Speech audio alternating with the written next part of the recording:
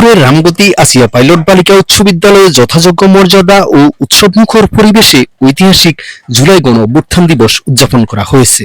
বুধবার 5 আগস্ট সকাল 10টায় বিদ্যালয় অডিটোরিয়ামে দিবসটি উদযাপন উপলক্ষে আলোচনা সভা, বিতর্ক, কবিতা আবৃত্তি, চিত্রাঙ্কন ও রচনা প্রতিযোগিতার আয়োজন করা হয়। শিক্ষার্থীদের স্বতঃস্ফূর্ত অংশগ্রহণে পুরো আয়োজনটি হয়ে ওঠে প্রাণবন্ত ও উৎসবমুখর। অনুষ্ঠানে প্রধান অতিথি হিসেবে উপস্থিত ছিলেন বিদ্যালয় ম্যানেজিং কমিটির সভাপতি মোহাম্মদ আব্দুল মাজেদ। বিশেষ অতিথি হিসেবে উপস্থিত ছিলেন পিটি কমিটির সভাপতি মোহাম্মদ মাসুদ পারভেজ। বিদ্যালয়ের প্রধান শিক্ষক ফরহাদ হোসেনের সভাপতিত্বে অনুষ্ঠিত অনুষ্ঠানে সঞ্চালনা করেন সিনিয়র শিক্ষক মোহাম্মদ গোলাম শওকত এমরান। এ সময় বিদ্যালয়ের অন্যান্য শিক্ষক কর্মচারী, অভিভাবক এবং বিপুল সংখ্যক শিক্ষার্থী উপস্থিত ছিলেন।